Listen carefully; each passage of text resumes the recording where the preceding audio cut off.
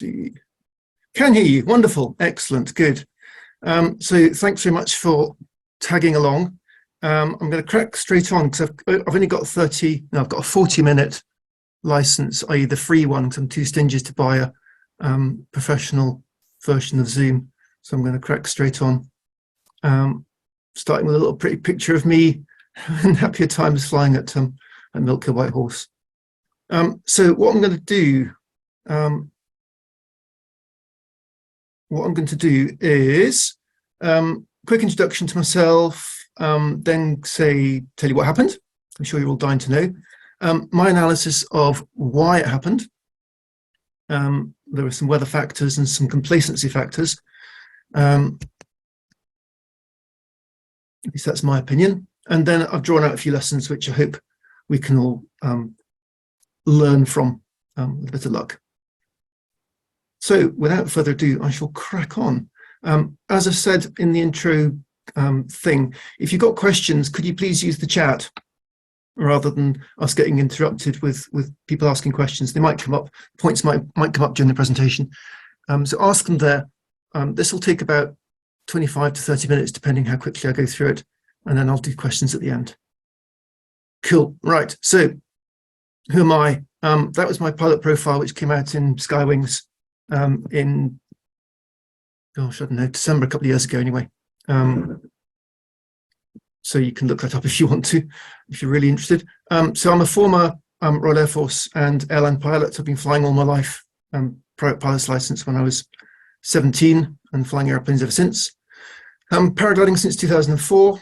I learned out in Bavaria and then converted to flying in UK when I got back. I've been instructing since 2010, various schools. The last school was teaching, well, I was running Toby Colombay's school out in Alger with Passion Paragliding. Did that year before last. I'm a senior instructor, senior paragliding instructor, tandem pilot, senior coach. And for those that use the CanP web app, that's my little baby. Developed Pete Logan did the clever stuff, all the web app stuff, and I did the basic idea and set it up originally. So that's me.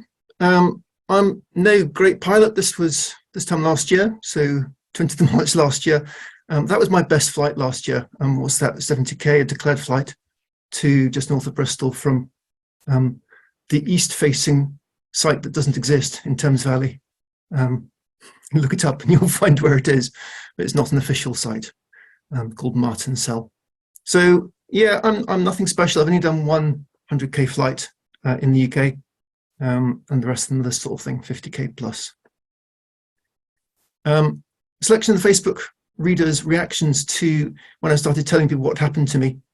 Give you an idea. So what's this? You have to be the safest, most straight-thinking pilot I know, so you really didn't deserve this. It's a bit of a wake-up call to us all, and that's from Tosh, who's a reasonably well-known pilot now after his Nepal Traverse film and rescue. So yeah, the post I never thought I'd read. One of, if not the safest pilot I know. That's from Dave Neal, who's a fellow tandem pilot. I owe him a beer or two for that. You're probably the most careful pilot I know. Very sobering. And that's from a former student of mine, a military student when I was teaching at the military school in South Wales. So there's a theme there. I'm safe and I'm proud of that. Hopefully not coming across as too boastful, but I do consider myself to be a pretty safe type of chap. So that's me. What happened? Good question. So that's Milk White Horse for those that recognize it. And that is literally minutes before the accident. On what looks to be and what was a really very nice sort of late winter, mid-February, very gentle day. I've only ever flown E&B wings. That's the 777 Rook 3, came out a couple of years ago. It's a high-end E&B, but I don't see the point, personally, of going any higher. E&B wings performance and safety is perfect, in my opinion, for the vast majority of pilots for their entire paragliding career. One of the things that frustrates me quite a lot is when I hear of people upgrading to a better wing or higher grade of wing, when what they really need to do is upgrade their own skills. And with ENBs, so I've placed in the top third in several entry-level international comps, the Gym Wide Open, for example, and I became UK Armed Forces paragliding champion in 2018, all on ENB wings. So kind of no need to go higher, in my opinion. So the wing itself, I bought this wing brand new in June 2020. It was when they just come out. In fact, mine was the first red one in the UK. It had a full trim service with no faults January last year. So that was down at the loft. They gave it a full look over and found nothing wrong with it. At the time of the accident, I was flying straight and level at trim speed within the recommended weight range. I tend to fly quite fast. I'm at the top of the weight range, which is where most modern wings like to be anyway. So I wasn't flying a comp wing that was 20 years old, practicing my wing overs at 50 feet. I was being fairly sensible. So that's the intro, a bit more about what happened. So this is the unedited video from Martin Lister. It's the only video we've got of the actual accident itself. And just a warning, this does show me in the distance flying into the ground. It's a little bit alarming if you're of a sensitive nature. So here we go. It's hard to see because it's in the distance and Martin's head is wobbling around, which is a good thing. He's looking where he's going. So just keep your eyes on the wing that's above the White Horse and you'll see me.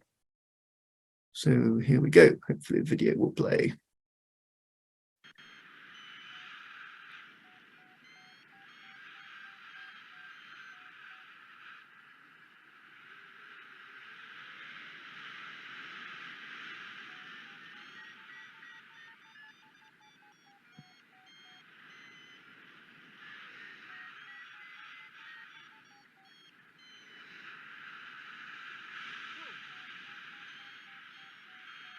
So you might have heard Martin's, what that was, and the little red wing was no longer flying, it was on the deck.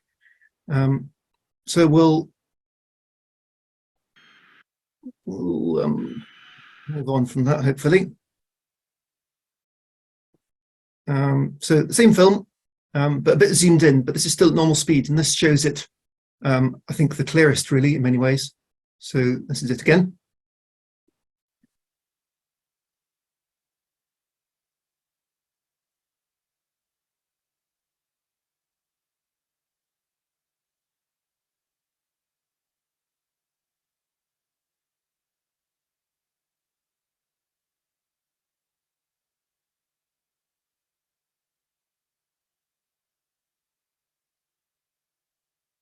So there you go, pretty damn quick.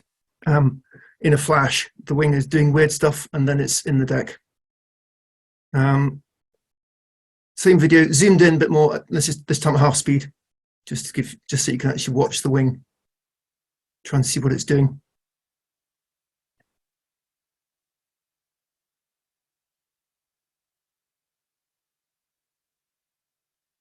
So it's still partially inflated all the way down. It's probably what saved my life. Yes, we've seen that. Move forward. Right, view from above. So Nick Valeris was skulking about with some rather higher quality video. I've kept the sound on this, but I'm just going to talk over it. You'll notice it's quite high. There's a few wings that are quite high. Literally, as I was busy crashing, the first thermal of the day came through, and that's been acknowledged by lots of pilots. It was good, sort of 1 to 1.5 meters per second climb. At this point, if you look at the horse's tail, you'll see I'm on the ground already. Look at the ground speed of the wings flying east and west. That's Fraser's wing down below, the white wing, the white harness. But the other wing coming the way is scootling along over the ground. So the wind was clearly off to the east. You can see that, you can all see that. So that is the main reason why things went wrong. I'll dig into that in a bit more in a sec. So you notice also there's a yellow wing that's spotted on the ground and is flying over. He's flying directly through the air that I'd just fallen out of.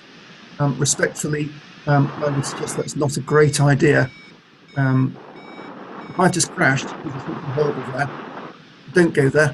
If you want to go and rescue me, go and land somewhere else, bunch your wing and run over. The other guys did. It was wonderful. Luckily, this chap managed to land safely without issues. There's me lying on the ground. Helen, there's been an accident. So the next bit is Nick hurtling back to take off and shouting down at Helen, our safety officer, to get the rescue process underway. And now this is Nick on final approach. Look at the heading. So he's pointing almost east now, literally straight at the end of the hill there, to get himself into wind. So the wind is way off the hill. No, don't want to see it again. Right, so here's my little track log looking roughly westish. And if you look at that bit there, you can see I'm flying along and then suddenly I'm not anymore. I'm going earthwards. And if you look at it sideways on, again, just stooging along, and suddenly the ground speed stops and it all goes vertical. That distance is 22 meters, 72 feet. This was analysed by Tim Pentreath off my XE tracer, which takes a recording every 1/5 of a second. So it's pretty damn accurate. As you can see from the track log there, it's moving around. So I fell 72 feet. Maximum descent rate was 8 meters a second. So what's that, 16, 17 miles an hour at impact. And the time from the start of the event to impact was 3 seconds. So it all happened very quickly. Right, what happened then? So I don't remember, and I'm very grateful for that, because I don't particularly want to remember falling out the sky. But what we reckon happened is I flew into descending turbulent air. More on that in a second. The wing collapsed, so it was a full frontal collapse. The front went down. I reacted incorrectly in that I didn't attempt to pull a reserve. Really, if something goes badly wrong at that altitude, you've got no chance of getting the wing back. So your instinct should be to go for the reserve. But to be honest, at 70 feet, I was probably too low for that anyway. But what I did do, apparently, is put the brakes on, so put more brake on, instead of what you should do for a full frontal, which is put your hands up and allow the wing to accelerate and refill. So putting the brakes on, not surprisingly, caused the wing to stall, which didn't help matters. So that's Lee Bly, who's an SIV instructor, assessed that, and that's what he reckons happened, which I'm not arguing with. What's next? That wasn't flying, that was falling with style. Yeah, that just made me smile. One of my former students, one of my passion students out in Asia, reminded me of that little clip from Toy Story, so it just made me chuckle, so I chucked that in there. Falling with style. Yeah. Thanks, Woody. We don't want to see it again. So there I am. That's me right by, literally by the path. There's the path that you're all probably familiar with. That's where I stoofed in. And here are the lovely people who came to help me, including the air ambulance medic who's busy trying to rebuild me. Fraser on the left's got his phone out, which just prompts me to talk about how to call in a rescue. I'm sure you're all aware of this, but the best app in the world for paragliding, getting the location of an accident, is what, 3 words. So there's, you can see the little grid, 3 meter squares, and you can identify exactly to the nearest 3 meters where someone is. If, I'll just give a little health warning here, if you allow the GPS to center, this is me at home, and I literally took the screenshot as soon as I could before the GPS had a chance to get good. And it was still 35 meter accuracy, which is pretty damn good. It's near enough for a helicopter to find you. However, I was at an accident in Pandy a couple of years ago now, where a chap put the what 3 words, took the reading of what the 3 words were, but the ground ambulance ended up in the next valley along because his measurement was 2.5 kilometers out. So just give it a chance to centralize, get that little blue circle you can see there, the blue circle down onto your location before you give the reading. So there's a helicopter. It was there within 10 minutes. Amazing. It only came from Melksham, but even so, that's still good going to get to me. Pretty damn good. These guys are a charity, so I'm doing a bit of a plug for them. It's not like the police and ambulance and fire service that are government funded. The civilian air ambulances are entirely charity fed, and they need £4 million a year, which works out at £11,000 a day for their average 3 to 4 shouts. Each helicopter call out costs about £3,000, about £3,000. So they don't get any government funding. They don't get any lottery funding. It all comes from charitable donations. So with that in mind, you're the first to know, apart from my wife. I'm going to try and raise that £3,000. I've set up a Just Giving thing. I'm going to try and pay for my ticket for my £3,000 air ambulance flight to hospital. They took me to Southmead Hospital in Bristol, where I got fixed up. So that's now live. The address you can see at the top, I've made it a bit bigger there. Just Giving, Chris Williams Air Ambulance. I'll stick that on Telegram later. So if you wouldn't mind supporting me on that, it'd be wonderful. What I'm going to try and do is in April, 30 days in April, I'm going to try and walk a mile every day on my broken pelvis. It's going to hurt and it's going to be very slow, but it's something which I want to try and do. Anyway, there's me. That's how I was in Southmead initially, not in a good state. My main injuries were a broken neck. That's why I'm wearing this lovely fashionable thing here underneath my South East Wales scarf. You can see my neck brace, which I'm wearing for 3 months. So I've got broken neck. It's unstable fractures to the cervical vertebra C7, thoracic vertebra T1. I've got a broken pelvis, so it's the fractures to the pelvic rami, which is sort of like a circle-shaped bone, apparently, up near your hip. So that's broken in 2 places. I had a collapsed lung. It's called a paper bag pneumothorax. Basically, my mouth was probably closed when I hit the ground, and the impact just popped part of my lung, literally burst it open. But that's also pretty much fixed now, although don't make me cough because that bloody hurts. And the reason this talk was postponed from 2 weeks ago was that I had some really weird symptoms I won't go into now, but I had to go back to hospital that week and they discovered damaged arteries in my neck. Dissection of the carotid and vertebral arteries, if any medics there understand that sort of thing. Basically, the arteries were damaged, but they will fix themselves, I'm assured. There's a picture of a CT scan of my neck. You can just about make out the area there, which says C7 fracture, and it's fairly clear that that bone there is in 2 bits. That's the bottom of my C-spine, the important bit of your spine that helps you breathe and do all sorts of nice things. So with luck, all should heal without surgery. And yes, I've got lots of very good painkillers. I'm on good old whack of paracetamol, as much paracetamol as you can have. It's a great drug. I'm also on codeine when I need it. And I've got stronger stuff on my bedside table should I require it, which I haven't yet.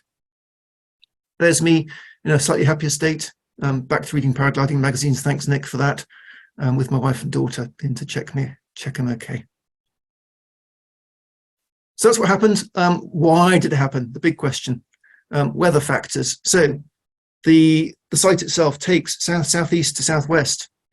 These wind directions are not just randomly plucked out of the ether. They are picked, decided upon by experience.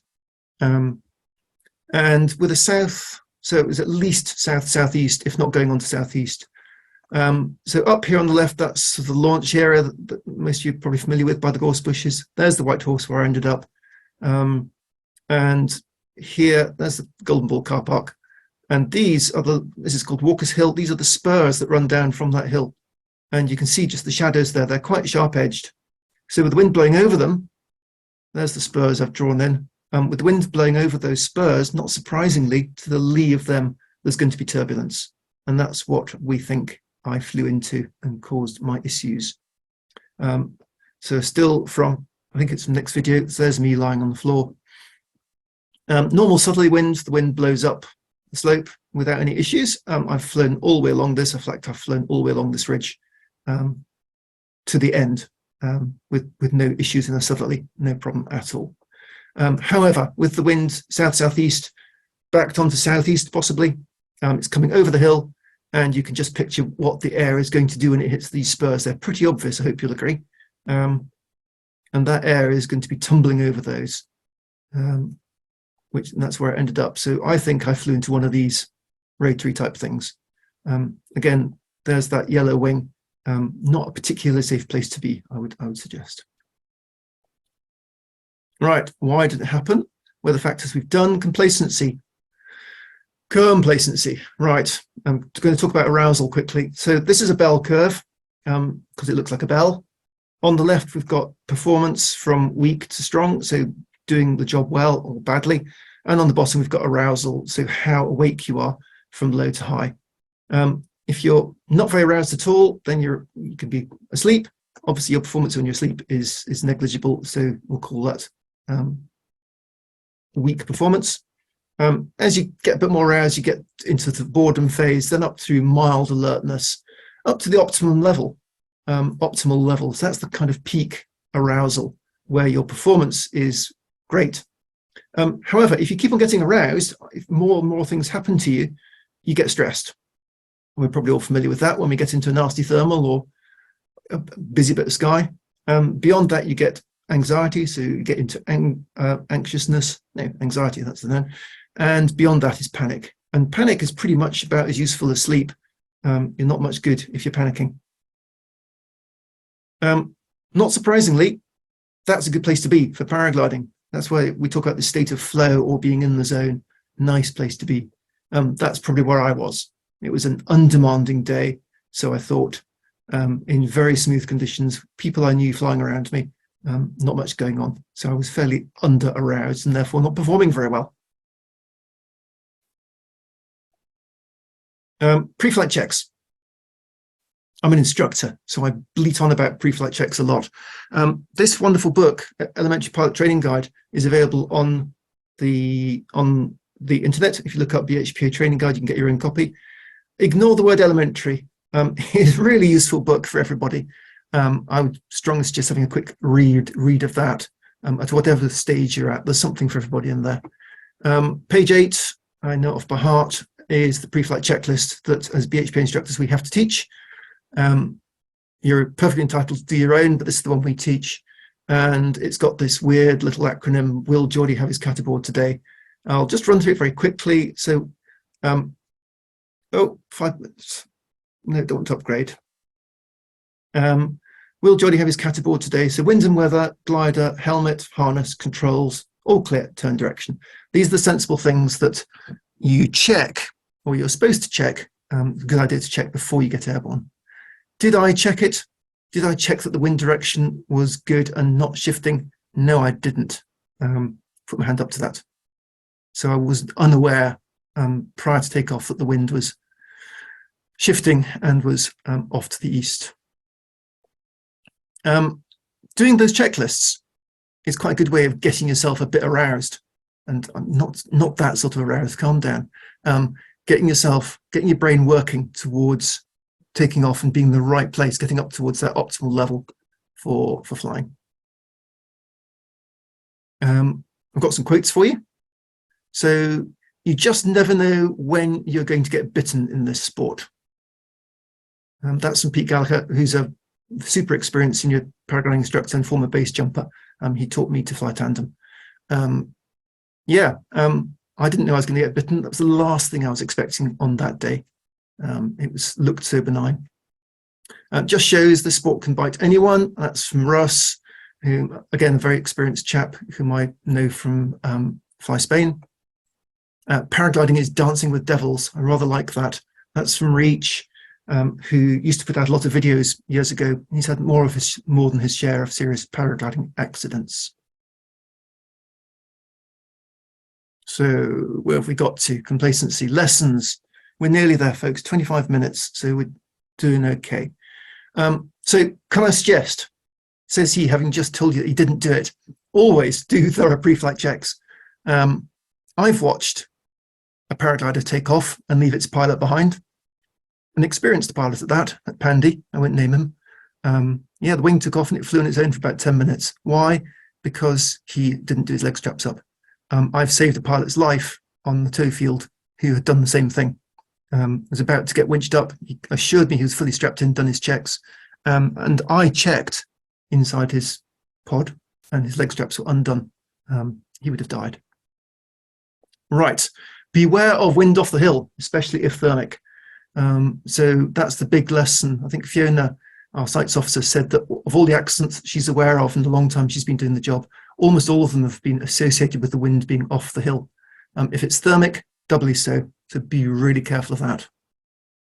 Read, trust, and follow the site guide wind advice. It's there for a good reason.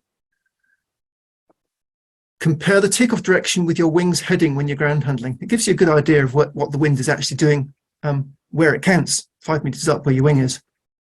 So when you're ground handling, make sure that your wing is pointing down the slope. It's where it's supposed to be pointing. Compare your ground speed. Once you're in the air, compare your ground speed on beats. So if you're going one way really quickly over the ground and really slowly, as in the video we saw earlier on, then something's not right. Respect the risks. They are there for all of us, even on the most benign looking days. Yeah, I've been flying for 19 years, no accidents, and I didn't respect the risks that day, and it bit me hard.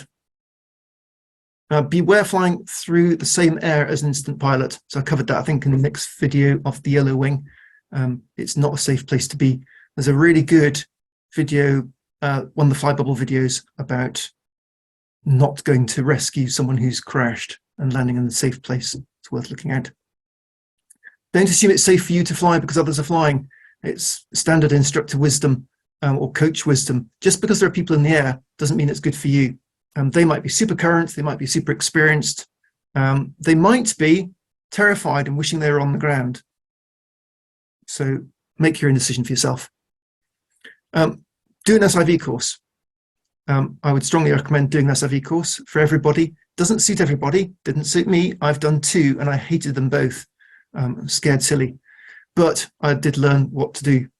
If you've got lots of height, then you can start playing with strings and doing things with your hands. If you're low, then throwing your reserve. And that's something you can do on SIV courses, is throw your reserve practice over the water, obviously. Do a first aid course. I'd strongly recommend that everybody in paragliding does some form of first aid course. As an instructor, we have to do a 2-day course, and the club gives very hefty discounts, I believe, for places on those. So if you're interested, do a first aid course. It's a great feeling to be able to go to someone's help who's had an accident and actually be able to help rather than stand there dithering. If this was a wake-up call for you, as Tosh highlighted, then wake up. Be aware that this could put you into neck brace for 3 months, stop you flying for a year, mess you up big time. These are my books that I've accumulated over the years on paragliding. Quite a few there, isn't there? Quite a lot of books. Read all you can to increase your knowledge. The more you know about the weather, about paragliders, how they work, the safer you'll be. Learn from those who have more experience. So talk to people on the hill, listen to coaches, listen to people with a bit of experience. It's a great sport, this. Everyone's very willing to share information. Learn from others' mistakes. It's a lot less painful, I can assure you. This is the squadron badge of what used to be called the Parachute Training Squadron at Brize Norton, where I used to work. And I love the motto, knowledge dispels fear. So the more you know, the less frightening it is. And the more you know, the easier it is to get yourself back up that curve. If you're scared of something or even approaching panic, you can get yourself back up to that optimal level again if you know what's going on, if you understand what's happening to the wing or to the weather. April, so next month, a 2.5 page spread in Skywings. Again, you'll recognize most of those pictures, but it's just my little article about what happened for the wider public. What's next? Unable to play video. That's a shame. Let me try again.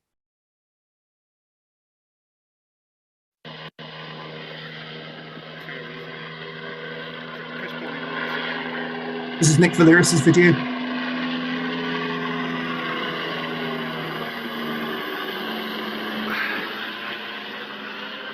Well, Chris, if you're watching this video at some point in the future, that is you in that helicopter.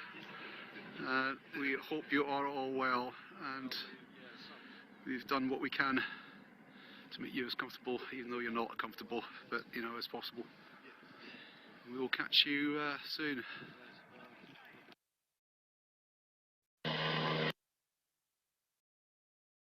So that's it. Thank you for listening. Please fly safely.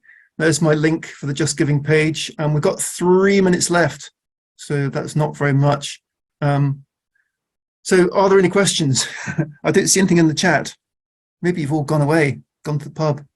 Wouldn't blame you. If you have any questions, please fire them now and I'll do my best, or possibly even better, stick them on Telegram. What's that say? Well done, Chris. Thank you for a wake-up call. Good. Yes. Yeah, if it is a wake-up call for some of you, then it's a good thing. It's a dangerous sport. Don't pretend it's not, because it is. People die, people get hurt all the time. So, look after yourself. Get your wings serviced. Do pre-flight checks, things like that. Any other questions or any other points?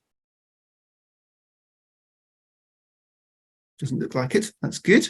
How long have we got? 2 minutes and 10 seconds. Currency due to winter. Yeah, okay, that's a good point. So let me just see.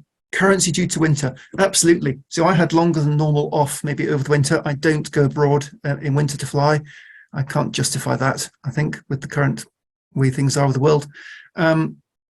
So yes, beginning of spring is a dangerous time for lots of reasons. It is possible to fly in winter. I normally fly in winter a lot. I'm normally sort of towards the top of the winter league of XC distances in winter, but I haven't been this year. But yes, absolutely, keep yourself current. How will this affect your harness choices in future or recommendations? So general point there in the last minute and a bit is that wings are tested on open harnesses. So if you get a wing that says B on it for everything, that is tested on an open harness, which is quite a draggy harness. As soon as you climb into a pod harness, and pod harnesses are getting slipperier, whatever, more slippery, more aerodynamic, you're basically going up a grade. So if you fly a pod harness, you're on your B wing. It's effectively a C wing. So treat that with